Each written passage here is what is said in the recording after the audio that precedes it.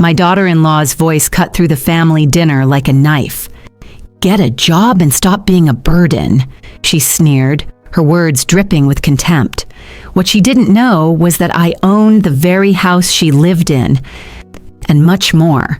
For 3 years, I've let everyone believe I'm a fragile old widow scraping by in a cramped apartment. I dressed in thrift store clothes, walked instead of driving, and accepted their pity in silence. But every insult, every sideways glance, every time they dismissed my worth, I remembered. Tonight, her arrogance crossed the line. And now, it's time to turn the tables. This isn't just a story about revenge. It's about patience, justice, and revealing the truth at the perfect moment. Stay with me until the end. You won't believe how this ends. Margaret Alice had spent the last 3 years perfecting the art of invisibility. At 67, she was a widow, the kind people automatically assumed needed help, advice, or pity. She didn't mind letting them believe it.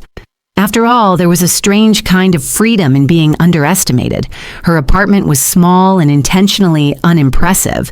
Secondhand furniture filled the living room, a chipped ceramic lamp sat on an end table, and a modest bookshelf leaned slightly to one side. Anyone visiting would assume she was just scraping by on a small pension. No one knew that behind a locked closet in her bedroom was a neatly organized safe with documents that told a very different story. It was on a chilly Thursday afternoon when the call came. "Mom?" Michael's voice was pleasant, but Margaret could hear that familiar undertone of tension, the one that meant his wife was nearby. "Vanessa wants to invite you to dinner tomorrow night. She's making her special roast chicken." Margaret smiled faintly. Vanessa's special roast chicken was notorious for being dry and over-seasoned, but she kept that thought to herself. "That's very kind of her. What time should I come by?" 7, Michael replied, hesitating before adding. "And Mom, maybe dress a little nicer this time. You know how Vanessa likes things to look presentable." Margaret glanced at the worn cardigan she was wearing and the sensible slacks she'd chosen that morning. "Presentable," she repeated softly, a hint of amusement in her tone. "I'll see what I can do." The next evening, she walked to Michael and Vanessa's home just as the sun was setting. She'd bought the house for them as a wedding gift years ago, though they'd never known it. Vanessa had chosen a modern design for the place, clean lines, neutral tones, and decor that always seemed curated for show rather than comfort. When Michael opened the door, his smile seemed a little too forced. "Hi, Mom. Come in." He hugged her quickly, stepping aside to let her in. "Margaret?" Vanessa's voice floated in from the dining room, cool and clipped. She emerged wearing a dress that looked straight from a high-end boutique, her hair styled in soft waves. She gave Margaret a quick once-over before offering a polite smile that didn't quite reach her eyes. "It's nice to see you too, Vanessa," Margaret replied evenly, her own expression calm, betraying nothing. In the dining room, the table was set with Vanessa's best china, for 2 places. At the far end of the table, a mismatched plate and slightly bent fork were laid out for Margaret. "Please sit here," Vanessa said, gesturing to the seat farthest from her own. Margaret sat without comment, smoothing her skirt as Vanessa busied herself with serving. She watched the way Vanessa moved, precise, calculated, as if every gesture was meant to communicate control. "So, Margaret," Vanessa began once everyone had a portion of the dry roast chicken, "how have you been managing lately? Must be difficult without extra help." Her tone was casual, but the sharpness underneath was unmistakable. "I manage just fine," Margaret said, taking a careful bite. Vanessa smiled, tilting her head. "Of course. Still, there's no shame in finding a little part-time work. Keeps the mind sharp. I hear the grocery store near your apartment is hiring. Nothing strenuous, just greeting customers." Michael shifted uncomfortably but said nothing. Margaret set down her fork, looking directly at Vanessa. "That's thoughtful advice," she said, her voice calm. Vanessa blinked, clearly expecting more resistance, perhaps even embarrassment. "But," Margaret continued, "you might be surprised at how much I already keep myself occupied." Her eyes held Vanessa's just a moment longer than necessary, an unreadable glint in them. The younger woman's smile faltered for the briefest second. Margaret didn't raise her voice, didn't argue, but there was something in her expression, a quiet confidence, that Vanessa hadn't expected. Dinner continued, conversation skimming over safe topics. But every so often, Margaret would glance toward Vanessa, as if she were taking mental notes. It was subtle, almost imperceptible. But by the time dessert was served, the dynamic in the room had shifted. Vanessa was still in control, still playing the gracious hostess, but some part of her seemed unsettled. Margaret's calm demeanor had left a question lingering in Vanessa's mind, one she wouldn't voice but couldn't ignore. What exactly does she know that I don't? Vanessa leaned back in her chair, the faintest smirk playing on her lips as she refilled her wine glass. "You know, Michael works so hard," she said, her tone light but her eyes fixed on Margaret. "It must be exhausting for him, balancing his career and, well, everything else." Michael gave a small laugh that sounded more like a cough, glancing at his plate. "It's fine, Vanessa," he murmured, but there was no conviction in his voice. Vanessa didn't stop. "I mean, it's admirable, really, how he supports everyone. His work, the house, making sure you're comfortable, Margaret. Not every man is so generous." Margaret kept her expression neutral, letting her fingers rest lightly on the edge of her plate. She didn't take the bait. Instead, she turned her head slightly, studying her son. His shoulders were tight, his jaw clenched ever so slightly. There was a time when Michael would have spoken up instantly if he sensed disrespect toward his mother. Tonight, he stayed quiet. She noted every flicker of discomfort on his face, every hesitant glance toward Vanessa. Vanessa, emboldened by Margaret's silence, pressed further. "Of course, we're happy to help, but it's important for everyone to contribute, don't you think? Maybe you could find a hobby that pays a little. It might take some pressure off Michael." Margaret lifted her wine glass slowly, her movements unhurried. "That's a considerate thought," she said, her voice calm and even. Vanessa gave a small, triumphant smile, mistaking the composure for compliance. The rest of the meal passed with polite conversation, but the undercurrent was sharp. Vanessa spoke about plans to redecorate the house, mentioning expensive furniture and art she wanted to purchase. Margaret listened, a faint smile on her face, her eyes flicking toward Michael every so often. When dessert was brought out, a store-bought pie arranged to look homemade, Vanessa served herself first, then Michael, and finally Margaret. As Vanessa cut into her slice, she said casually, "You know, space is such a luxury these days. We've been thinking a lot about how we use the house. Maybe we'll finally get around to converting the guest room into a proper office for me. It's wasted space otherwise." Margaret set her fork down, tilting her head slightly. "That's a good idea. You should make your home exactly as you want it." Vanessa blinked, sensing something in the tone she couldn't quite place. "Exactly," she said, pushing a bite of pie onto her fork. Margaret's voice was gentle when she spoke next, almost conversational, but every word was deliberate. "Though, of course, that all depends on where you're living in a few months." Vanessa froze mid-bite. "I'm sorry, what?" Margaret smiled faintly, her gaze steady. "Just that life has a way of surprising us. Sometimes we have to prepare for changes. You might want to make sure your arrangements are in order." Michael looked between them, frowning. "Mom, what are you talking about?"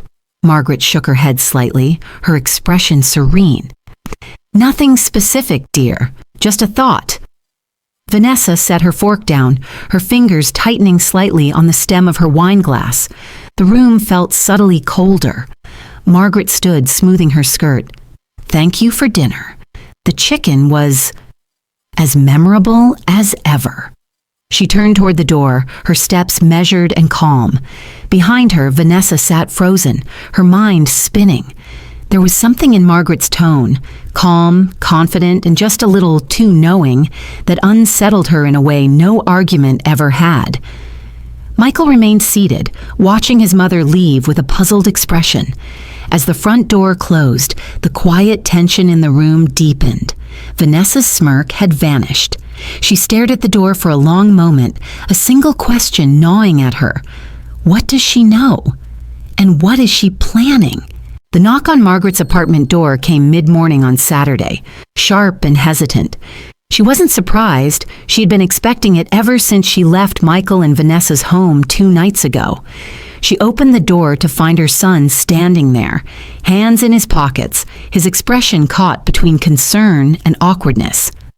"Mom," he said, as if testing the word. "Michael," she greeted warmly, stepping aside. "Come in. I can't remember the last time you visited." Michael hesitated just long enough for her to notice before stepping into the small space. His eyes flickered around the apartment, taking in the scuffed hardwood floors, the slightly sagging sofa, the secondhand coffee table stacked neatly with old books. It was all by design. Margaret had arranged the apartment to look like the home of someone living on a tight budget. Nothing about it hinted at the true value of her estate. "You've made it cozy," Michael offered, though his tone carried a faint note of pity. Margaret smiled faintly, closing the door behind him. "It serves me well. Would you like some coffee? I have the good kind today." Michael raised an eyebrow. "Sure." While she moved to the kitchen, Michael walked slowly through the small living room, his hand brushing over the fabric of the chair. He noticed how old it looked, how much smaller the space was than he remembered his childhood home being. When she returned with 2 steaming mugs, she caught him looking at the bookshelf. "Still reading the same mysteries?" he asked, gesturing to the worn spines. "Some things don't change," Margaret replied, setting his mug down.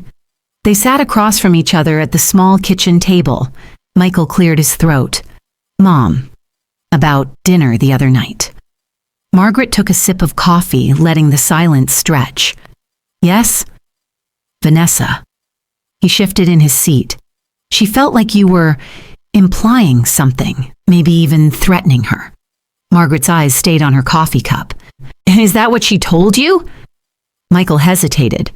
"Well, she said you made a comment about her needing to find a new place to live."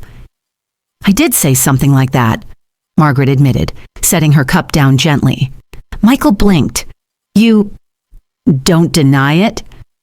Margaret met his gaze, her expression calm.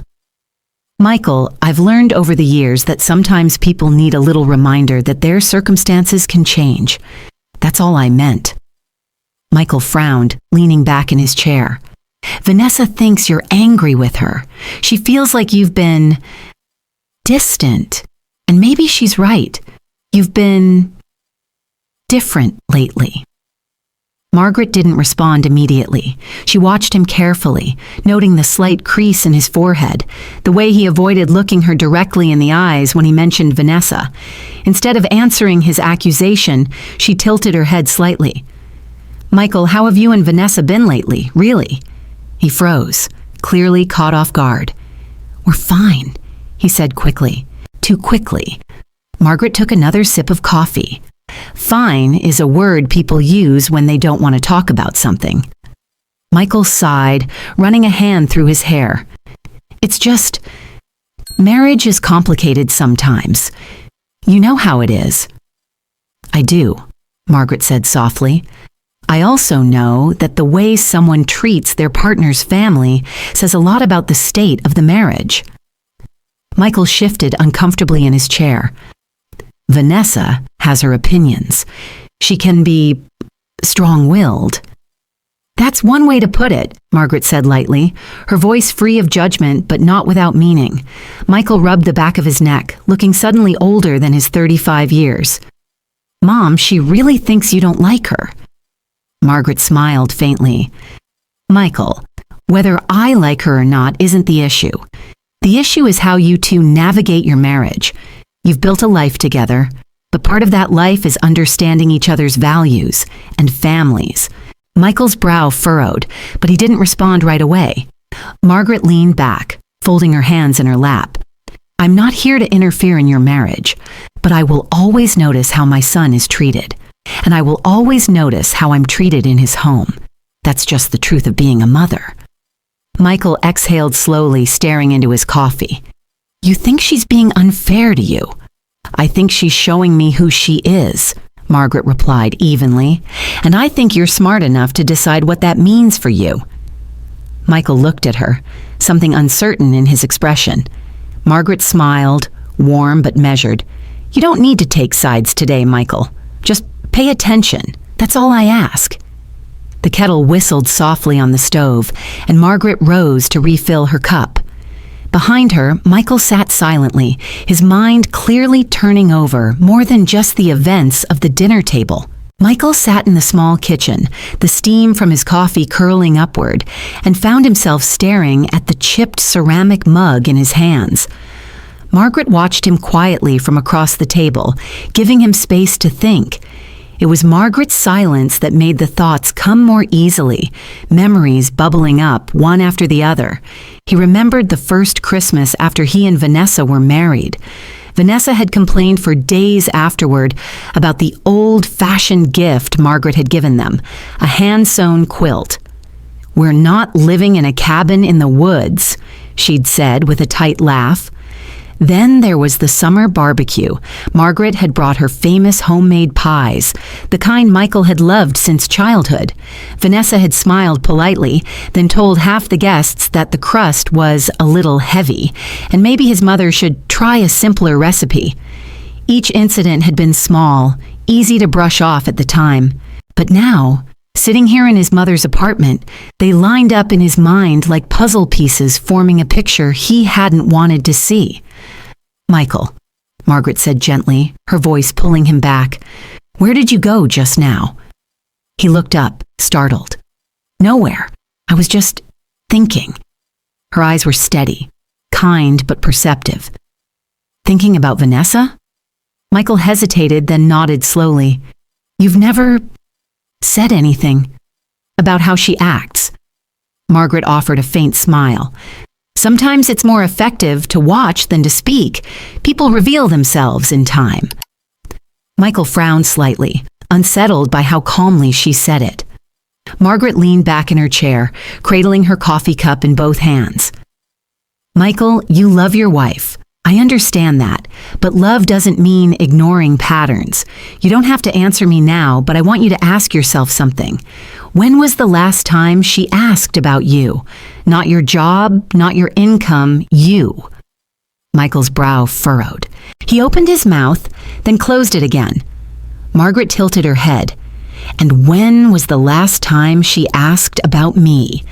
Without it being attached to a complaint or a suggestion that I should improve myself somehow?" Michael shifted uncomfortably.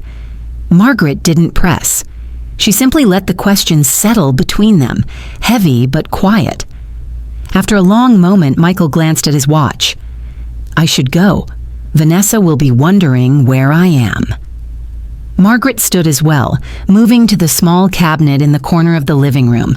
She opened it, revealing a neat stack of envelopes and files. From the back, she drew out a plain, cream-colored envelope, its flap sealed tightly. She turned and held it out to him. Michael frowned. "What's this?" "Something for you," Margaret said evenly. "Don't open it now." He took it, the weight of it oddly significant in his hand. "When should I?" Margaret's gaze was steady. "When you truly need to, you'll know the moment." Michael looked down at the envelope, then back at her. "Mom, what's in here?" Her lips curved just slightly. Perspective. It wasn't the answer he expected, and it only deepened the quiet unease that had been growing since dinner 2 nights ago. As he slipped the envelope into his jacket pocket, he felt the strange certainty that whatever was inside could change everything. Margaret walked him to the door. "Drive safe, Michael." He paused in the doorway, looking at her small, simple apartment one more time. Nothing about it screamed wealth or power, but as he met his mother's calm, knowing eyes, he felt for the first time in years that there was more going on beneath the surface than he understood. He stepped into the hallway, the sealed envelope a quiet weight against his chest. Behind him, Margaret closed the door gently, her expression unreadable. Inside, she returned to her chair by the window, sipping her coffee and looking out at the quiet street below. The envelope was out of her hands now. Sooner or later, the truth inside it would be opened, and when that happened, nothing in Michael's home would be the same again. Michael hadn't planned to open the envelope so soon. He told himself he would wait, maybe a week, maybe a month, until the moment his mother spoke of actually arrived. But the envelope stayed on his desk, a quiet weight that drew his eyes every time he passed the room.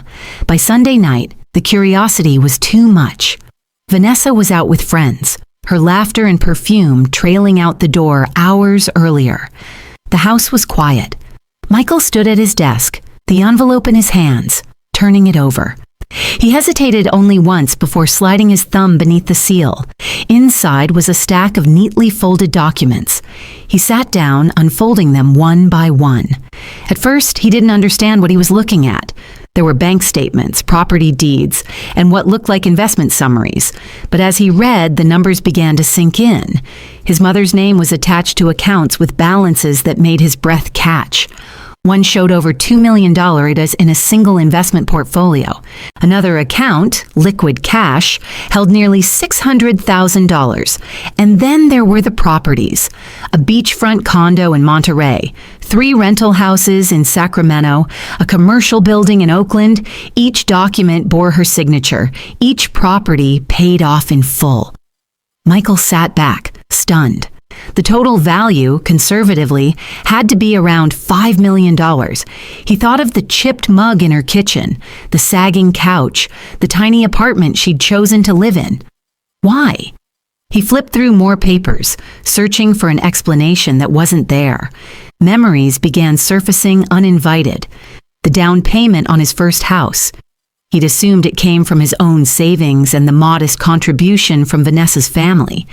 His mother had written a check quietly, claiming it was a small gift to help get started. His current job at the financial firm, he'd been told his resume spoke for itself, but he remembered a conversation in passing years ago when his mother mentioned knowing someone on the board. The wedding reception, the honeymoon, the years of support she'd offered without ever framing it as such. It was all so carefully done, never making him feel indebted, never once flaunting her own means. Michael leaned forward, elbows on his knees, his mind spinning. Why hide it? Vanessa's voice echoed in his head, sharp and impatient. She needs to contribute. She can't just expect us to support her forever. Michael rubbed his face with both hands. She had been living in that small apartment by choice. She had been wearing secondhand sweaters, walking instead of driving, not because she had to, but because she wanted to. A strange thought began to take shape, one that made his stomach twist. She's testing us. He sat back hard in his chair. His mother's calm eyes at dinner, the way she let Vanessa's remarks slide off her like rain, it all felt different now. She wasn't ignoring the insults. She was recording them. Michael stood abruptly and began pacing the room, the envelope still on the desk, its contents neatly fanned out. Why pretend to be struggling? Why go through all that trouble, unless she was waiting for something or someone? The thought made his chest tighten. He picked up one of the property deeds, scanning the fine print. The house he and Vanessa lived in wasn't there, at least not in the stack. But that didn't mean it wasn't in her name. Michael's mind raced back to little moments. Vanessa making offhand comments about redecorating, complaining about the outdated furniture his mother had chosen, as if the house were hers alone to control. If his mother truly owned the house, what would that mean for Vanessa? He closed the folder carefully, setting it back into the envelope. His hands trembled slightly, not from fear exactly, but from the weight of a truth that felt much larger than the paper in front of him. Michael sank into the chair again, staring at the envelope. His mother had chosen to let him see this. She wanted him to know, not in words, but in undeniable proof, who she really was, and perhaps who Vanessa was showing herself to be.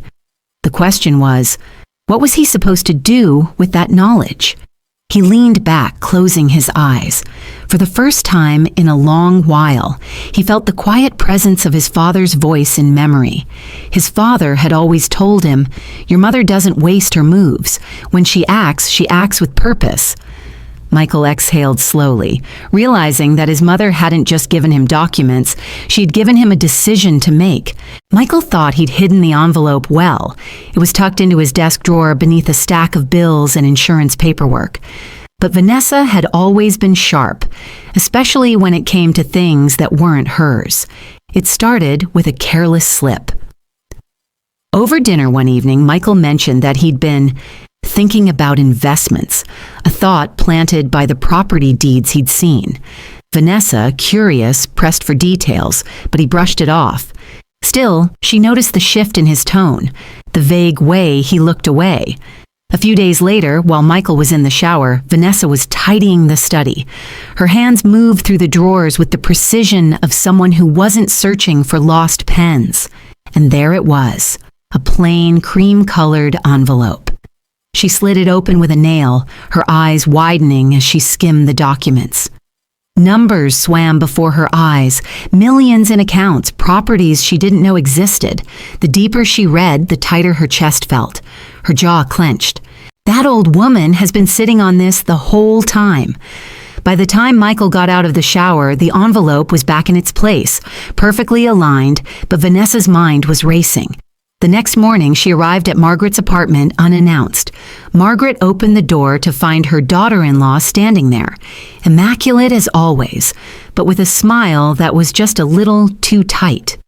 "Vanessa," Margaret said, her tone polite but curious. "What a surprise!"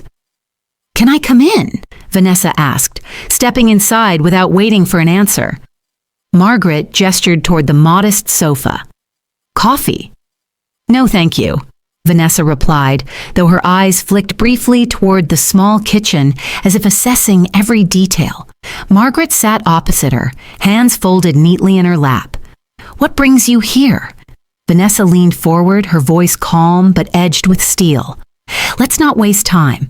I know about the money, Margaret, the accounts, the properties." Margaret's expression didn't change. "Do you?"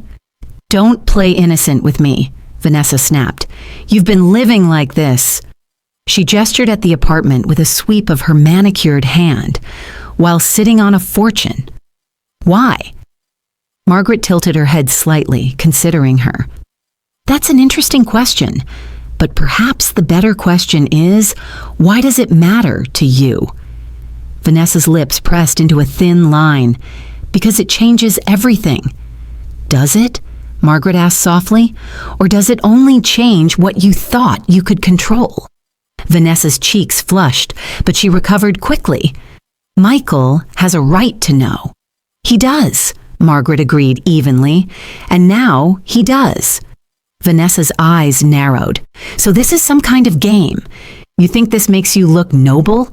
Hiding money so you can test us?" Margaret regarded her quietly for a long moment. "Vanessa, you've made a lot of assumptions about me, about what I have, about what I'm willing to tolerate." Vanessa crossed her arms, leaning back as if unfazed. "And what exactly are you willing to tolerate?" Margaret smiled faintly, but her voice was steady.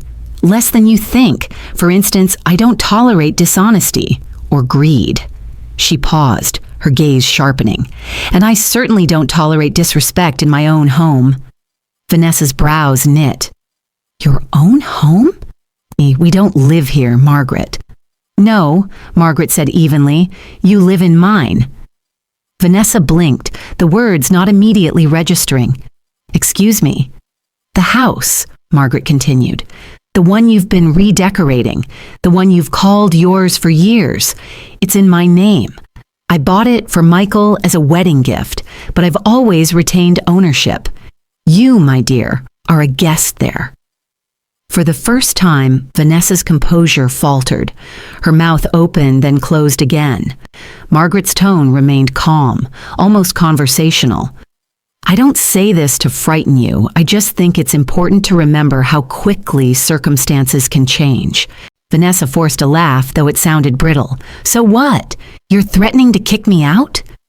Margaret's eyes were unreadable. I'm simply reminding you that nothing in life is guaranteed. Vanessa leaned back, her expression turning defiant. You can't intimidate me, Margaret. I'm not scared of you. Margaret's smile returned, faint but unmistakable. Perhaps not, but fear isn't the only motivator, Vanessa. Sometimes uncertainty is far more effective. Vanessa's eyes flickered, a shadow of doubt crossing them even as she kept her chin high. She stood abruptly. This conversation isn't over. Margaret nodded calmly. No, I suppose it isn't. As Vanessa left, her heels clicking sharply against the hallway floor, Margaret returned to her chair by the window.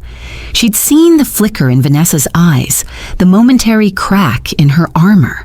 It was only a matter of time now. Margaret woke up to an unwelcome message on her answering machine. It was short, formal, and chilling. A representative from Vanessa's lawyer's office confirming an initial consultation regarding guardianship over Margaret's affairs, citing concerns about cognitive decline. She listened in silence, holding the receiver so long she started to imagine the caller standing behind the glass door, watching her reaction. She pressed delete and hung up, her expression unreadable. 3 years into this delicate masquerade, it seemed the pattern had shifted dangerously close to home. In the next 24 hours, Margaret went into silent motion. She opened a secure file in the back of her bedroom closet, a manila folder labeled Vanessa Legal. Inside, there were records she had been compiling quietly. Emails where Vanessa had inquired to an elder law firm about the process for appointing a guardian over an elderly relative. Phone transcripts, screenshots, appointment logs. They were indirect but unmistakable, carefully worded inquiries about how to expedite proceedings, how to prove memory loss, how to gain access to financial accounts. Margaret paused at each page, reading each word with clinical precision. But one document sent a ripple of surprise through her calm. The name of the lawyer Vanessa had contacted. She recognized him immediately. He was a younger attorney who'd once been employed by Margaret's philanthropic foundation, someone she had personally recommended for a legal fellowship. Margaret had mentored him when he was just starting his career. He'd seemed grateful and loyal. The realization hit her. The lawyer had shared the very personal information she'd entrusted to her foundation. He'd allowed Vanessa's team to draft legal strategy based on internal knowledge. The betrayal was professional and deeply personal. She leaned back in her chair, letting the weight of it settle. She had never been indiscreet, but that information had been accessed or fed by someone she had helped. There was no evidence of forced leaks, but the trust was breached. That evening, Margaret emailed another attorney, an elder law specialist she'd known for decades, to set up representation. She gathered the records, contacting a forensic transcription service to convert voicemail clips into admissible evidence, and scheduled appointments with a corporate investigator to verify property holdings and the sequence of Vanessa's inquiries. She moved with purpose, assembling a legal truth that would stand up in court. The next day, Margaret received a carefully worded letter confirming the guardianship petition had been filed by Vanessa's attorneys. It cited supposed memory lapses, forgetting appointments, confusion about minor financial transactions. Compelling, except for one problem. The petitioner herself lacked credibility. Margaret's preparations included notarized affidavits from neighbors, her longtime accountant, and the trustee who had helped oversee her municipal investments. They attested to her mental clarity, her daily routine, and her control over her estate.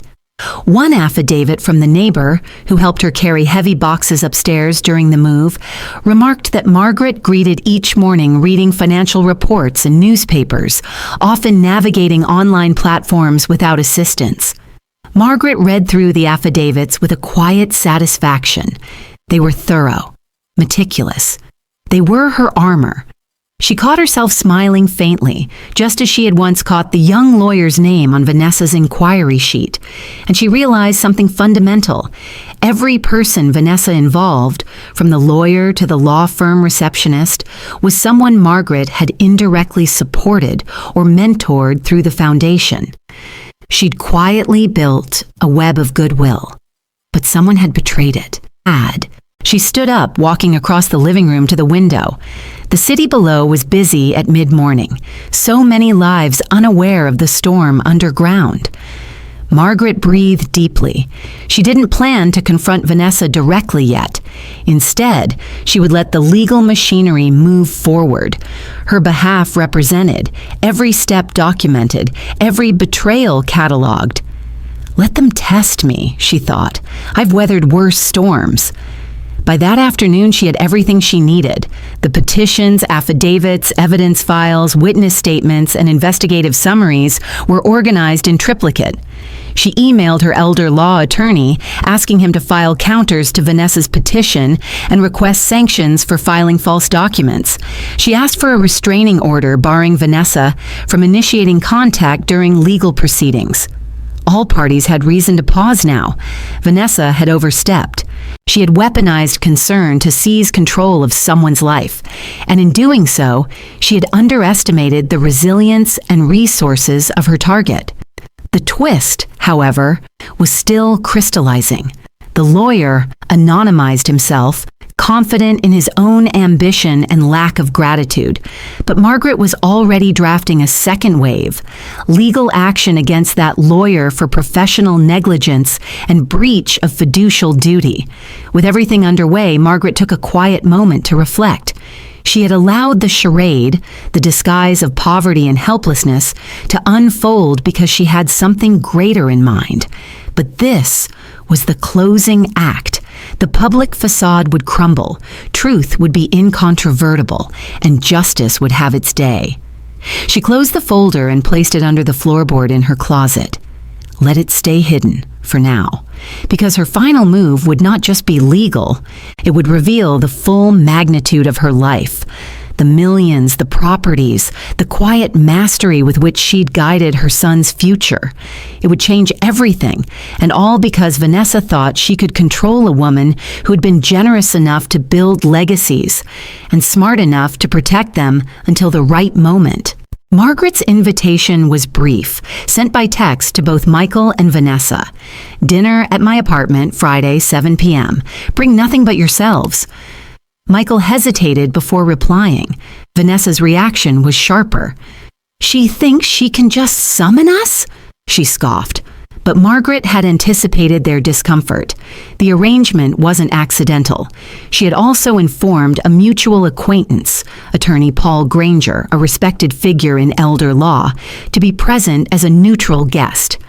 When they arrived, the atmosphere in Margaret's apartment was deceptively calm. A modest meal was laid out, candles burning softly, but there was an undeniable tension in the air. Paul Granger greeted them politely, introducing himself as a friend of the family. Vanessa's smile tightened. She knew enough about legal circles to recognize his reputation. Margaret served coffee before the food. "Let's talk before we eat," she said, her tone composed. Vanessa sat rigidly, her hands folded too tightly in her lap. Margaret opened a neat folder, sliding several documents onto the table. "These," she began, "are records of your recent legal inquiries, Vanessa. Communications with an elder law office about securing guardianship over me, citing alleged memory loss." Vanessa's face went pale, but she attempted a laugh. "That's a misunderstanding. I was just..." Margaret held up a hand. "I'm not finished." She pulled out another set of documents. "These are transcripts of phone calls you made. My attorney had them verified and logged." Vanessa's jaw tightened. "You've been spying on me?" "Protecting myself," Margaret replied evenly. Michael looked from one to the other, his face a mask of shock and betrayal. "Vanessa, what is she talking about?" Vanessa turned to him, her voice suddenly soft. "Michael, I was just worried. Your mother's been acting strangely." Paul Granger cleared his throat, interrupting. Mrs. Carter Ellis, the evidence here is extensive. These aren't just casual questions. You pursued a legal process designed to remove her autonomy and gain control of her assets. Vanessa's mouth opened, then closed. Margaret leaned back, watching her daughter-in-law carefully. And that brings me to something else. She slid another folder across the table. This one was thinner, but the weight of its contents was far heavier. Your personal finances. Vanessa's eyes narrowed. My finances are none of your... Margaret's voice cut through smoothly. Credit card debt exceeding $42,000, multiple accounts in default, and items pawned over the past 18 months, some of which were purchased with Michael's income. Michael's head snapped toward his wife. What? Vanessa's face flushed crimson. That's not how it looks. I was just... Margaret's tone was calm, almost surgical. You were just trying to maintain a lifestyle you couldn't afford, and when the bills began to close in, you looked for another source of money. That source, you thought, was me. The silence that followed was thick, broken only by the faint hum of the refrigerator. Michael pushed his chair back, running a hand over his face. Vanessa, all this time... Vanessa's voice cracked, but there was still defiance in it. Michael, she's twisting everything. Margaret's gaze stayed steady. No, Vanessa, I've simply laid out the truth, and now I'm going to give you an option. Vanessa turned toward her, her chin lifting in challenge. What option? Margaret's voice was quiet, but the finality in it filled the room. You have 30 minutes to pack your essentials and leave my house. After that, I'll have the locks changed. Michael froze. Mom? Margaret looked at him, her expression softening slightly. Michael, this is still your home, but Vanessa's presence in it has always been as my guest, and I no longer extend that invitation. Vanessa's voice rose, anger breaking through her mask. You can't do this! Paul Granger's calm voice intervened. Legally, she can. She holds the title. And with the evidence presented here, any claims you might have would be tenuous at best. Vanessa's breath came fast. She looked from Margaret to Michael, searching for an ally. But Michael's eyes were on the table, the truth too heavy to ignore. The clock ticked in the silence. Vanessa's jaw tightened. This isn't over, she hissed. Margaret's voice was steady as ever. For you, it is. Vanessa left the Ellis home with a storm behind her eyes, but not before slamming the car door so hard that Michael flinched from the sound. Margaret didn't watch from the window. She didn't need to. She knew that Vanessa's exit wasn't the end of the conflict. It was just the beginning of a different kind of battle. Sure enough, the ripple began the very next morning. The first call came from Margaret's sister-in-law, Helen. Her voice was clipped, almost cold. Margaret, I've just spoken to Vanessa. She says you forced her out of her home. Is that true? Margaret's voice was calm. Vanessa is no longer living here, yes.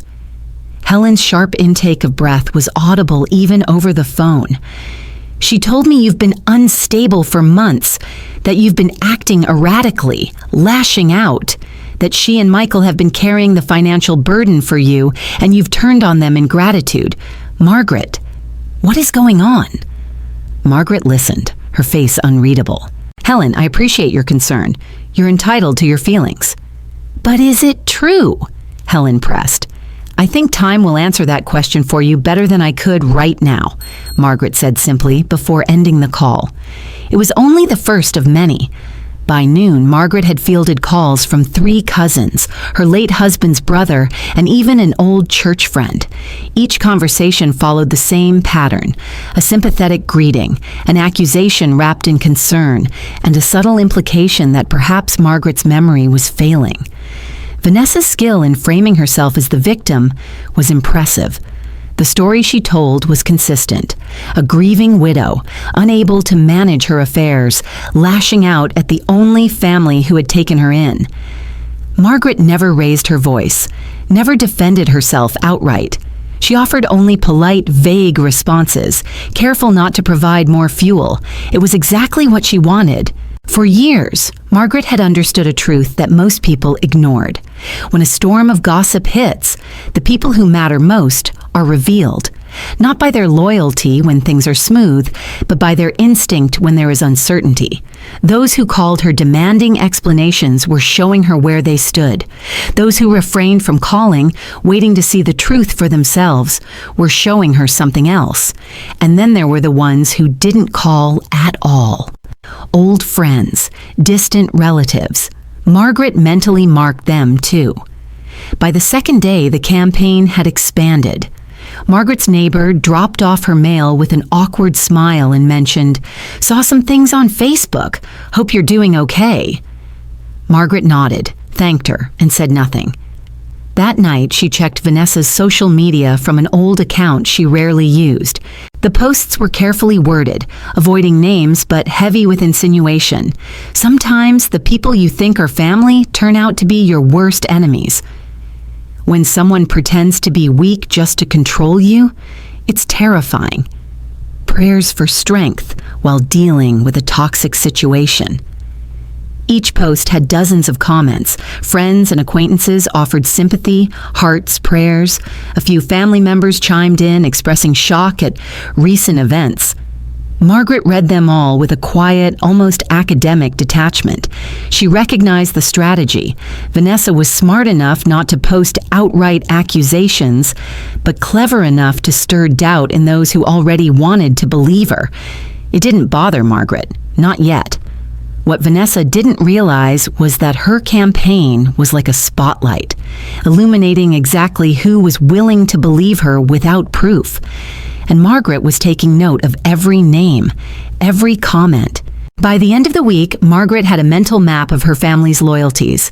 It wasn't perfect and it wasn't static, but it was useful. One evening, Michael called. His voice was tight, exhausted. "Mom, have you seen what she's posting?" "Yes," Margaret said simply. "She's making you look like a monster." Margaret's tone was even. "Michael, those who are willing to believe her without asking me directly aren't people whose opinion I need to chase." Michael hesitated. "She's calling everyone. She's been to my aunt's house. She's saying you need medical help, that you're—" Margaret interrupted gently. "Michael, do you believe her?" There was a pause. "No, but she's convincing. People want to believe the person who cries the loudest." Margaret smiled faintly, though he couldn't see it. "And what happens when she cries too loud?" Michael didn't answer, but she knew he understood. That night, after the call ended, Margaret sat by the window with a cup of tea.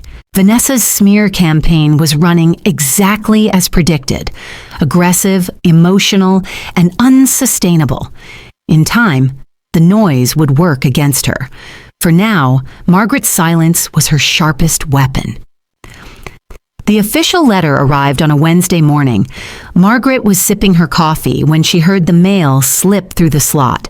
She picked it up to find an envelope marked Sacramento Police Department. She opened it calmly, her eyes scanning the neat lines. "Mrs. Margaret Ellis, you are requested to appear for questioning in regard to allegations of elder abuse and financial exploitation." Margaret read it twice, then set it down beside her cup, as though it were an invitation to tea. Vanessa had made her next move. 2 hours later, Margaret walked into the police station wearing a tailored charcoal suit and carrying a slim leather briefcase. Beside her was attorney Paul Granger, the same calm, precise man who had sat in her apartment just weeks earlier. The officer at the desk looked surprised when she introduced herself. "Mrs. Ellis, right this way, ma'am."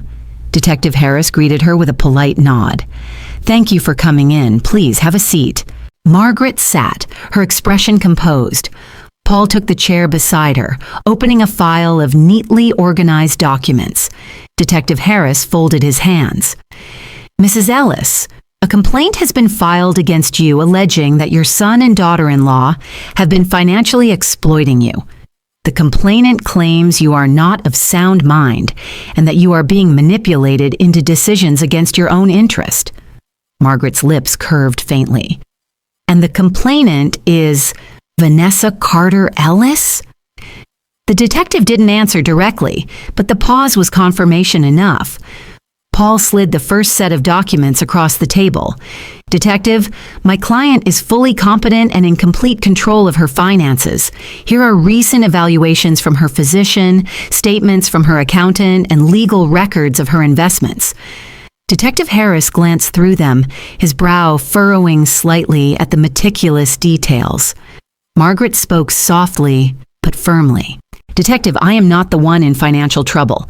Vanessa is, and her attempt to paint me as unstable is part of a documented pattern." Paul passed the next folder.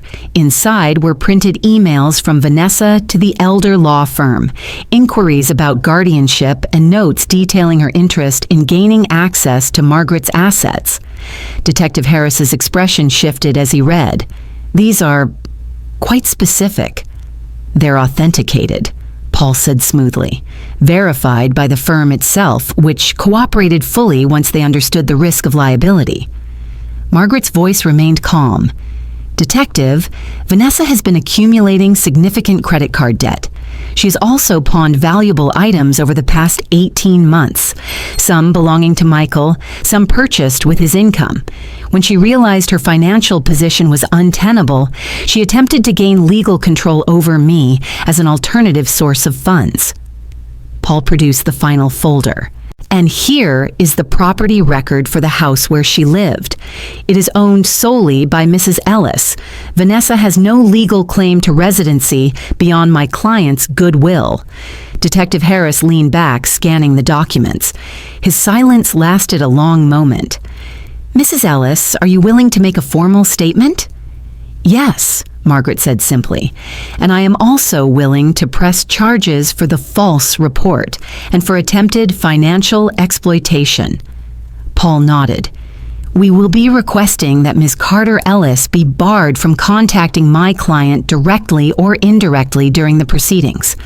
The detective's face was measured, but there was a shift in tone now, a sense that the balance of credibility had moved. "We'll need to verify these documents, but..." He glanced at Margaret. "It's clear there's more to this story than the initial complaint suggested." 3 days later, Michael arrived at Margaret's apartment looking pale. "Mom, they arrested her." Margaret poured him coffee. "I know. She called my office before they took her in. She was screaming that you set her up, that you've ruined her life." Margaret's tone was even. "Vanessa ruined her own life, Michael. I just refuse to let her ruin mine." Michael sank into the chair, rubbing his forehead. "She's being charged?" Paul, who had joined them for the conversation, nodded. "Filing a false police report, attempted fraud, potential charges for harassment depending on her behavior going forward." Michael looked at his mother, conflicted. "I can't believe it's come to this." Margaret reached across the table, her hand warm over his. "Michael, sometimes the only way to stop someone is to let them face the consequences of their own actions." Outside, the late afternoon sun cast long shadows across the quiet street. Inside, the tension that had hung over Margaret's life for 3 years was beginning to lift. Vanessa's smear campaign had been loud, but Margaret's counterstrike had been precise and devastating. The court date for Michael and Vanessa's divorce was set on an unusually bright morning in early spring. Michael arrived in a dark suit, his expression tight but resolute. Vanessa arrived in custody, her usual elegance replaced by the stark simplicity of a county-issued uniform. The proceedings were brief. Their marriage had been unraveling for months, and by now the legal dissolution was a formality. The judge granted the divorce, finalizing not just the end of their marriage, but the complete severance of Vanessa's connection to the Ellis family. When the gavel fell, Michael felt something he hadn't expected. Not relief exactly, but an unburdening, like stepping out from under a heavy shadow. Vanessa, for her part, barely looked at him. Her attention was focused on her attorney, who spoke quietly as she was escorted away to address her other legal issues. A week later, the sentencing came. Vanessa was convicted of filing a false police report and attempted financial exploitation. She was sentenced to 6 months in county jail, with 3 years of probation to follow. The judge also issued a restraining order prohibiting her from contacting Margaret or Michael for at least 2 years. The official document felt like more than legal protection. It felt like a clear line finally drawn. Michael stood in his mother's apartment the evening after the sentencing, his posture tense. He looked older somehow, though there was a lightness to his eyes that hadn't been there in years. "Mom," he began, his voice low, "I don't know how to apologize for all of this." Margaret was seated at her familiar spot by the window, a cup of tea in hand. She gestured for him to sit. "There's nothing to apologize for," she said gently. "Yes, there is." He leaned forward, elbows on his knees. "I let her come between us. I let her treat you." His voice trailed off, heavy with regret. "I should have seen it. I should have stopped it." Margaret's smile was soft but steady. "Michael, love can make us blind to many things. What matters is what you do now that you see clearly again." He nodded, his jaw tightening. "I want to make it right. I want to start over, with you." Margaret studied him for a moment. The sincerity in his voice wasn't forced. It carried the quiet weight of someone who had been humbled, someone who had learned. "I believe you," she said finally. For a few moments they sat in comfortable silence, the sound of traffic outside the window the only background noise.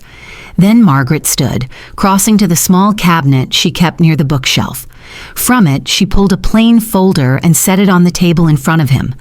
Michael frowned. "What's this?" Margaret sat back down, her expression unreadable. "A trust. For you." He blinked. "A trust?"